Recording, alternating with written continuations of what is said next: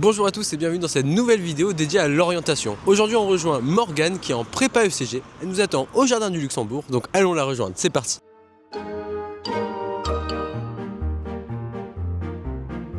On se retrouve avec Morgane. Bonjour Morgane. Bonjour. Aujourd'hui tu es venue nous parler de ta prépa ECG.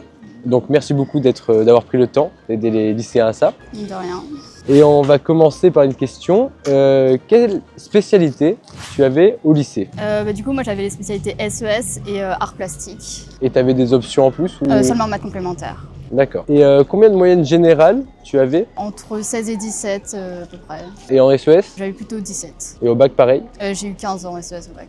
Quel vœu t'avais mis sur Parcoursup? Prépa ECG du coup, prépa D1, donc droit, économie, D2, où là c'est plus spécialisé économie. Et sinon j'avais mis des facs en économie, sociaux et philo. Et la prépa, c'était ton vœu numéro 1? Ouais, la prépa ECG. Et qu'est-ce que tu avais mis dans ta lettre de motivation pour intégrer la prépa? Est-ce que tu avais fait quelque chose en béton ou... Ouais, quand même. Moi, j'avais mis du coup tout ce que je voulais faire dans le futur et surtout comme j'avais fait une spécialité peu commune pour rentrer en prépa ECG, du coup art plastique, j'avais beaucoup joué dessus pour soutenir en fait pourquoi pourquoi du coup intégrer une prépa ECG pour après faire une école de commerce, pourquoi c'était nécessaire. D'accord. Et donc là, tu es en prépa à Paris au lycée Montaigne.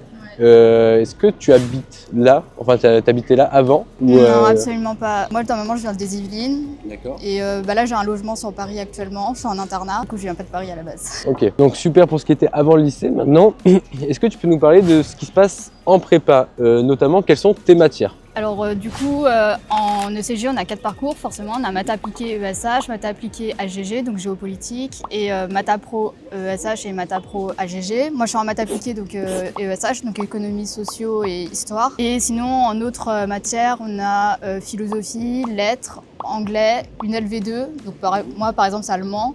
Je crois avoir fait le tour. Et est-ce que tu considères que les SES que tu as fait au lycée, là, elles te servent encore pour... Ouais, franchement, parce que en fait, c'est toutes les bases qu'on voit au lycée et tout. Du coup, forcément, c'est les bases de ce qu'on attend en fait en prépa. Mais après, comme on reprend tout depuis le début, ça apporte juste une aide en fait supplémentaire pour la compréhension.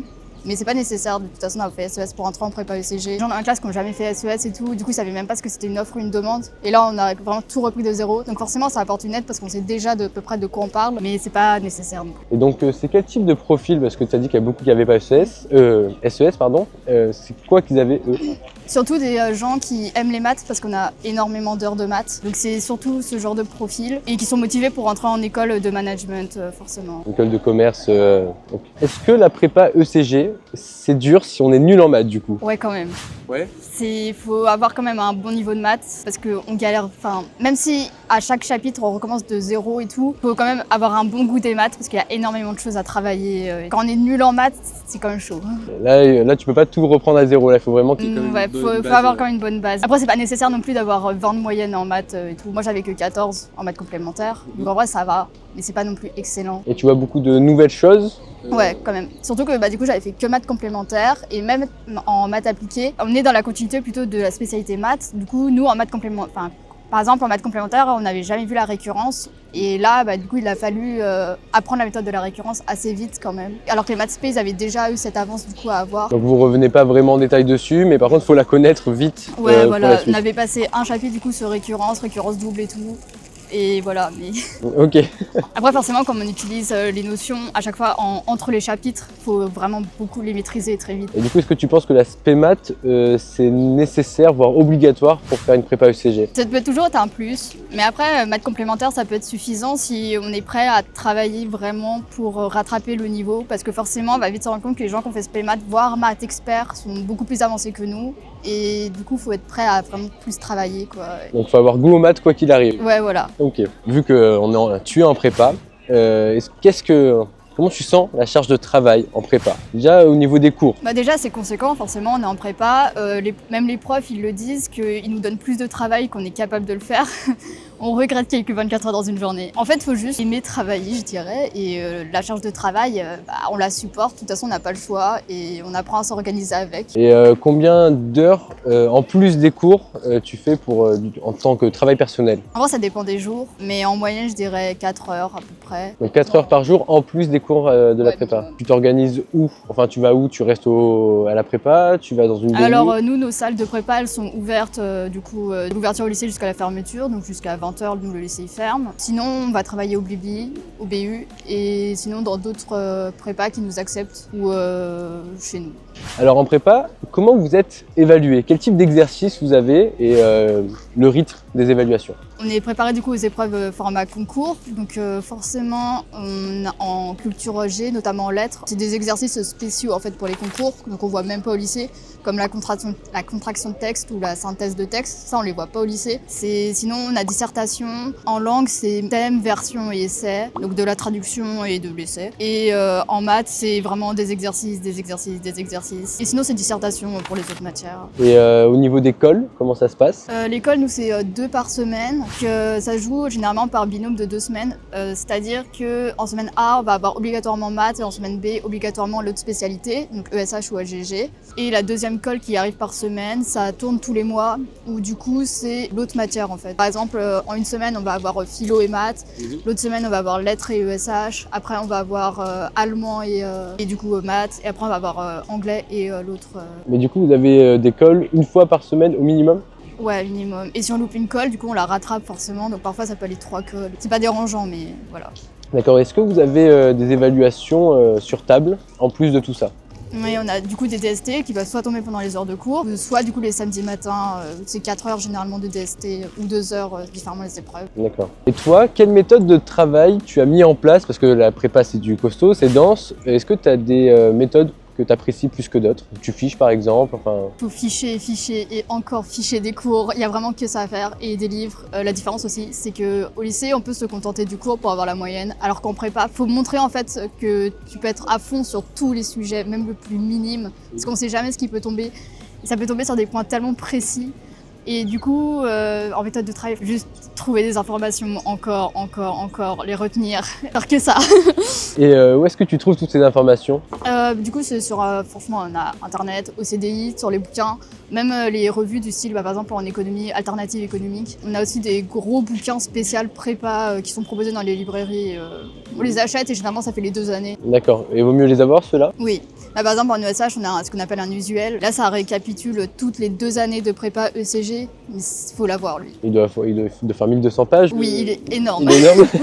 Est-ce que tu trouves que c'est difficile à prendre des notes? Et d'ailleurs, tu les prends quoi? Sur ordi, sur papier? Alors nous, les profs, ils refusent qu'on les prenne sur ordinateur, enfin la majorité de mes profs et tout, parce que ils avancent l'argument qu'on se concentre mieux quand on prend la main. Mais généralement, du coup, je les prends à la main. Et franchement, la prise de notes, non, ça va, c'est assez tranquille et tout. Les profs, nous, ils répètent bien quand même sur leur demande de répéter certaines informations. Puis il y a généralement des supports visuels.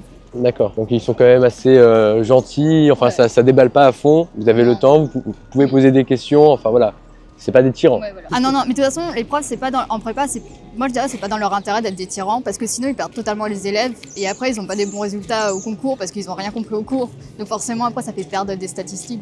Puis en règle générale, même si on n'a pas compris un truc, on s'entraide. Dans la prépa, généralement, il y a une bonne entraide. D'ailleurs ça m'amène à une question, est-ce qu'il y a un système de tutorat pour vous aider?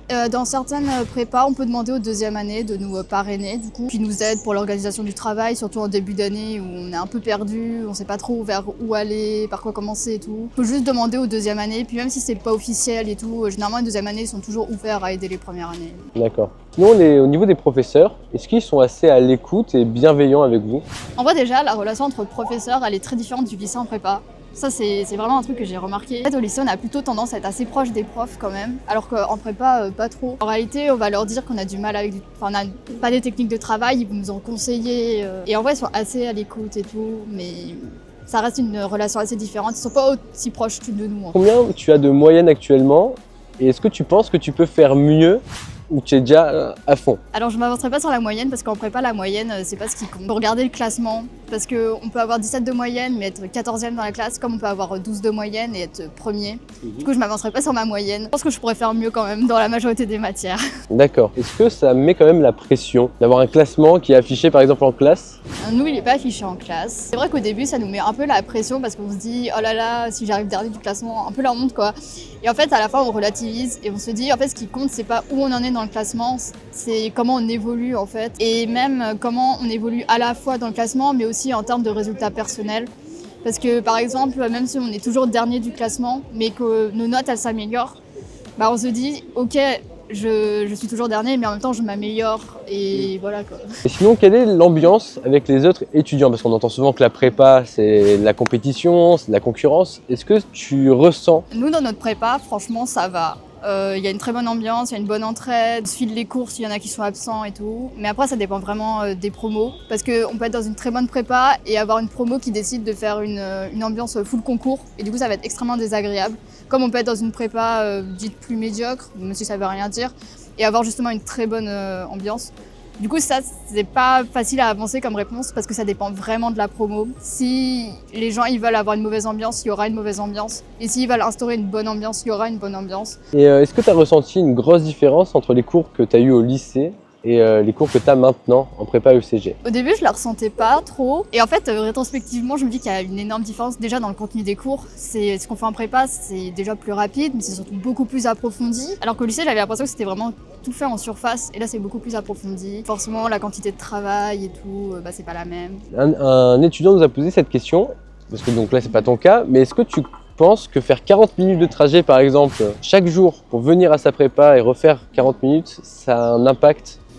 En vrai, le temps de trajet, ça a un impact quand même parce que c'est un temps où on travaille pas. 40 minutes, ça va. C'est au bout d'une heure où ça commence à vraiment devenir dérangeant. Parce que ça prend énormément de Ça place prend dans la énormément journée. de temps, ouais. Et surtout, généralement, on vit en transport. Les transports, c'est fatigant. Même s'il y a des gens qui disent je vais bosser dans les transports, c'est pas tout le monde qui a la capacité pour se concentrer dans les transports et tout. Puis ça, parfois, c'est pas facile parce qu'on est en heure de pointe. En fait, 40 minutes, ça peut aller, en vrai. C'est un peu long, mais ça peut le faire. Selon toi, quelles sont les qualités absolument à avoir si on veut faire une prépa? Je dirais qu'il faut avoir de la rigueur. Être bosseur forcément, avoir le goût du travail et être capable de jongler entre toutes les matières, à ne pas être cantonné au fait que je suis par exemple dans une prépa scientifique, je vais faire que des maths. Et ne pas être cantonné qu'à une seule matière, ne pas se dire je vais aller en prépa juste parce qu'il y a cette matière. Et quels sont les débouchés de la formation? Parce que tu as parlé de concours. Est-ce que tu peux nous en dire plus par rapport à ça? Alors nous en ECG, on prépare les écoles de commerce, mais en vrai, on peut aussi préparer les IEP, donc Sciences Po, mais c'est plus hors prépa, ça j'avais en compte. Mais nous en ECG, vraiment, on prépare les écoles de commerce. Et quel type d'école de commerce à peu près? Du coup, forcément, HEC, ESSEC, SCP, EDEC, bref, tout ça. Hein. D'accord. Et on peut aussi préparer l'ENS Paris-Saclay. Et comment se déroule le processus pour intégrer ce genre d'école? Enfin, je sais que tu n'y es pas encore, mais peut-être qu'on t'en a déjà parlé. Du coup, on s'inscrit juste au concours et voilà. Hein. C'est des concours différents pour chaque école? C'est plutôt complexe parce qu'il y a des écoles, notamment forcément top 5, qui s'inscrivent sur les concours de la BCE. Il y en a d'autres qui s'inscrivent sur une banque d'épreuves ICRICOM. Du coup, on passe différentes banques d'épreuves. On en passe minimum 2 du coup. Est-ce que tu sais si c'est payant de s'inscrire au concours? Ouais. Alors c'est payant, chaque école a son propre tarif. La plus chère c'est HEC, c'est 150 €. Juste pour s'inscrire? Juste pour s'inscrire. Et après, vous devez payer pour rentrer dans l'école. Mais par contre, pour les boursiers, c'est gratuit. Ok.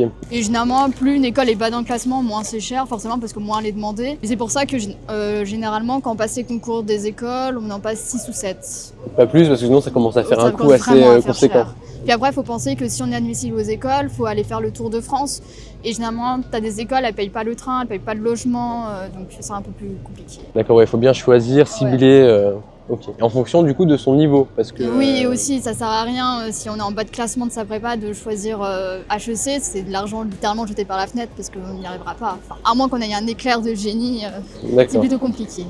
Concernant la réorientation en prépa, est-ce qu'on est obligé de faire ces 2 ans de prépa ou il y a moyen de faire quelque chose? Alors déjà en prépa on est inscrit en cumulatif à la fac, c'est obligatoire, donc c'est-à-dire qu'au bout d'un semestre on peut partir à la fac si vraiment la prépa ça nous plaît pas, et on part du coup dans la licence qu'on a choisie en inscription en cumulatif. Donc ça dépend un peu de chaque prépa, filière, etc. Et sinon, au bout d'un an, on peut retenter un Parcoursup en fait. Et on refait la même démarche en fait que tous les terminales. D'accord. Et si on finit donc les 2 années de prépa, on s'inscrit au concours, mais on les loupe tous? On repart en fac généralement. Sinon, on peut tenter les concours d'autres écoles qui ne sont pas des écoles de commerce. Il n'y a pas un système de redoublement du coup dans la prépa? Si, mais il n'y a pas toutes les prépas qui acceptent qu'on dit qu'on cube. Donc on fait une 3e année. Cuber, ça demande quand même d'avoir de bons résultats au concours la première fois. Parce que ça donne une assez bonne image de qu'est-ce qu'on est capable de faire. D'accord. Et du coup, si tu devais donner un ou plusieurs conseils à un lycéen là actuellement, généralement, lequel ce serait? Travailler pour le bac, vraiment. Bon, en tout cas, merci Morgane pour ce témoignage. Donc si vous avez des questions, n'hésitez pas à les poser en commentaire ou alors directement en description sur le compte de Morgane qui se propose gentiment de vous aider. Et toutes les infos de la prépa ECG seront en description aussi. On te souhaite très bonne continuation. Merci. Bon courage pour ton année de prépa. Et puis voilà, merci encore à toi d'être venu. Merci.